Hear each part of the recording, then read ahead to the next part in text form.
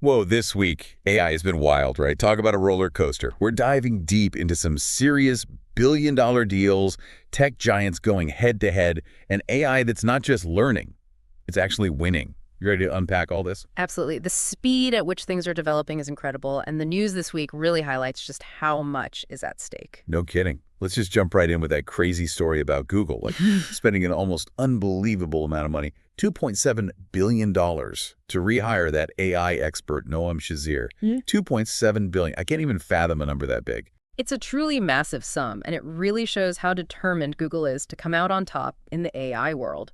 See, Shazir had left Google to start his own AI company, Character.ai, and it's been making some real waves. For Google to bring him back, especially for that price, shows how crucial they think he is to competing with their biggest rivals, especially OpenAI with their new Gemini model everyone's buzzing about. Well, speaking of OpenAI, they're no slouches in the money department either, right? Like they just got a cash infusion of, what was it, $6.6 billion from investors, which puts their estimated value at a staggering $157 billion. That's more than some entire country's economies. It's an almost unbelievable figure, and it reflects the huge potential investors see in OpenAI. But here's where things get really interesting. OpenAI seems to be trying to block those same investors from funding any of their competitors. And we're not talking about just any competitor, specifically Shazir's Character.ai, and even a company founded by one of OpenAI's own co-founders. Can you believe that? It's like some kind of gladiatorial combat in the Colosseum or something, but instead of swords and shields, they're using billions of dollars and lines of code to fight. I'd say that's a pretty apt comparison. It definitely feels like it's about way more than just business. This is about dominance in a field that could completely reshape the world as we know it. So it's like a high-stakes game of chess, with the whole world watching to see who makes the next move. You got it. And it's not just about who controls the technology, it's about the values that are embedded in that technology. OpenAI began with this really idealistic vision as a nonprofit, focused on developing AI for the benefit of humanity. But these recent moves, combined with these massive investments, especially from companies like Microsoft, have made some people wonder if they're shifting towards a more traditional profit-driven model, even if that means using some, well, let's say aggressive tactics. And it's not just speculation, right? Some of OpenAI's own people have voiced concerns about that, haven't they? They have. A number of high-profile executives have left OpenAI recently. They haven't given concrete reasons, but it's hard not to see these departures as a potential sign of internal conflict about the direction the company's headed. All this drama aside, though, what we're seeing is that AI isn't just this abstract tech industry thing anymore. It's rapidly becoming central to how we understand the world and our place in it.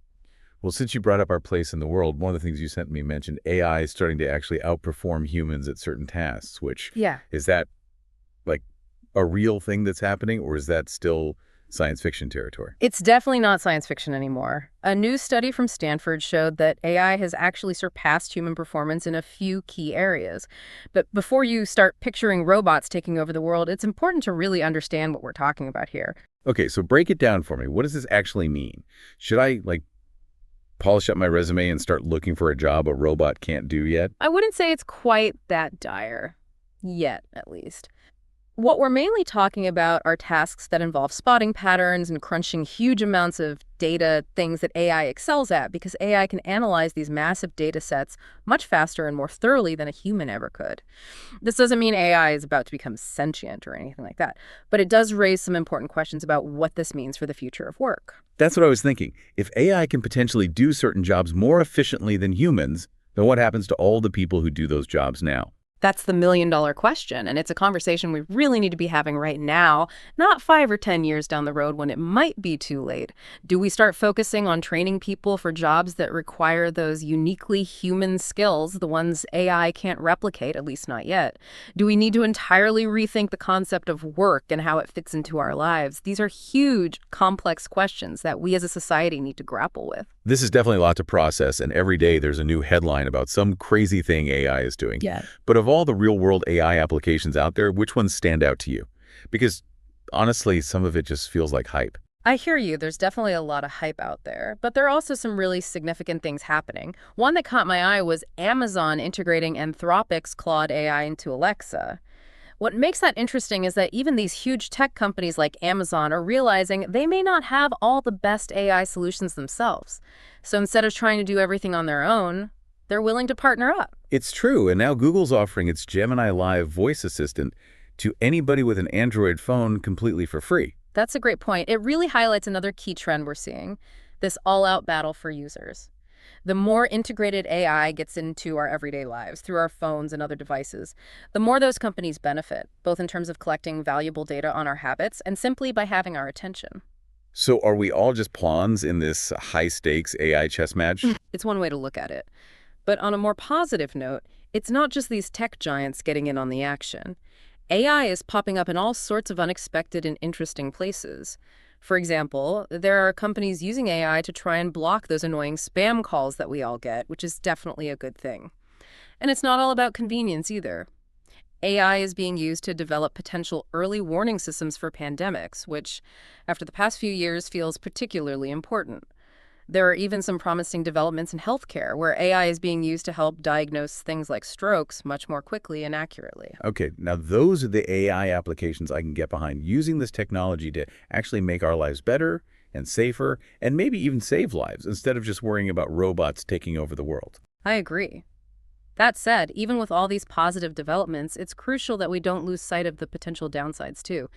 We've touched on the impact on jobs, but there are also serious ethical questions about how we ensure AI is developed and used responsibly. Which brings us to that whole other huge topic, Yeah. the ethics of AI. Exactly. And this past week, that debate really took center stage when California's governor made the somewhat controversial decision to veto a bill that was aimed at creating much stricter safety regulations for AI. So California's hitting the brakes on AI regulation. I'm sure that didn't make everybody happy. That's putting it lightly. It ignited this huge debate about how to balance the need for innovation with the need for oversight. Some people argue that we need to put safeguards in place now before AI becomes even more powerful, while others are worried about regulations stifling progress and creativity. So what's next? Will other states follow California's lead, or will they go in a totally different direction? It's the big question, right? And it's not just a U.S. issue either. Countries all over the world are wrestling with the exact same ethical dilemmas. Australia, for instance, has been particularly vocal about its concerns over AI being misused, especially when it comes to things like deepfakes. Those are seriously concerning. Yeah. I can't even imagine living in a world where you can't tell if what you're seeing or hearing is real or if it's just some AI-generated fake. It seems like a recipe for disaster. I understand where you're coming from. It really underscores just how much is at stake in this whole AI debate. This isn't just about lines of code. It's about the future of truth and trust and even reality itself. I think what you're trying to say is that this whole AI thing, it's kind of a big deal. You could say that. But in all seriousness, the decisions we make about AI in the next few months, the next few years, are going to have a massive impact on every single one of us. It's not an exaggeration to say that AI has the potential to fundamentally reshape the world as we know it, and hopefully we can use this incredibly powerful technology to build a better future for everyone. It really is a big deal, and it boils down to this. AI isn't some force of nature that we have absolutely no control over. We are the ones creating it, shaping it, and in the end, we're the ones who decide how it gets used. That makes sense. So when we're talking about using AI responsibly, what are some of the biggest concerns people have? Well, bias is a big one. You see, AI systems are trained on these massive, massive sets of data. And if that data reflects biases that already exist in society, whether those biases are conscious or unconscious, the AI is going to inherit them. It's unavoidable. So kind of like that old saying, garbage in, garbage out. Yeah. You feed an AI biased data, and you're going to get biased results. Exactly. And those biased results, they can have very real consequences, especially when we're talking about AI being used to make decisions in things like hiring, loan applications, even in the criminal justice system. Imagine an AI system that's supposed to help judges determine sentencing, but it was trained on data that reflects racial biases that already exist. That's just going to perpetuate and even amplify those biases, which is, well, a huge problem. It is. It's like, even if we could create a perfectly objective AI, if we train it with data that reflects our own human flaws, it's going to inherit those flaws. Exactly. And that leads to another major concern, which is transparency. As AI systems become more and more complex, and they're becoming incredibly complex, even the people who build them often don't fully understand how they arrive at their decisions. It's like that whole black box problem where the AI spits out an answer, but no one can say exactly how it got there. That's exactly it. That lack of transparency makes it almost impossible to hold anyone accountable when something goes wrong. Let's say an AI makes a decision that really harms someone. Who's at fault? The programmer who wrote the code? The company that used the AI? Or is it the AI itself? These are not easy questions to answer, and honestly, our current legal and ethical frameworks are really not equipped to handle this. It's a bit like when self-driving cars were becoming a big topic a few years ago, and everyone was worried about what would happen if one got in an accident. It's not just a technical problem, is it? It's a philosophical problem. That's a great analogy. And just like with self-driving cars, we need to figure out the rules for AI. What are the rules of the road here? And we need to do it before AI is so deeply embedded in our lives that it's too late to course correct. So where do we even begin? This feels like a massive, complicated problem to tackle. Well, I think the first step is simply having these very conversations. The more people who understand the potential of AI, both the benefits and the risks involved, and who are willing to ask those tough questions about how it should be developed and used, the better chance we have of making informed decisions. It's about education, public awareness, and in the end, it's about making sure this technology serves humanity, not the other way around. I like it. Knowledge is power, or at least gives us a fighting chance. So you mentioned before that AI is showing up in unexpected places already. What are some of the most interesting applications you've seen? Well, outside of the headlines about AI assistants and self-driving cars, one area where it's already making a real difference is healthcare. We talked earlier about diagnosing strokes, but there are so many promising developments happening right now. Like what? Give me some examples. I'm really interested in this. Sure. For example, researchers are using AI to develop cancer treatments that are specifically tailored to the individual. They're analyzing a patient's genetic makeup, the characteristics of their tumor, to figure out the most effective course of treatment. There's also really cool research happening in drug discovery, where they're using AI to identify potential drug candidates and even predict how those drugs will behave in the human body. So AI could actually help lead to new cures and treatments for diseases that are currently incurable. That's amazing. Are there other areas where AI is having this kind of big impact that maybe people aren't as aware of? Absolutely. One that's incredibly relevant right now is environmental conservation. Researchers are using AI to monitor endangered species, track deforestation patterns, even predict natural disasters, floods, wildfires, and things like that with much greater accuracy than before. So we have this extremely powerful new tool at our disposal, and it can help us address some of the biggest challenges humanity is facing, right?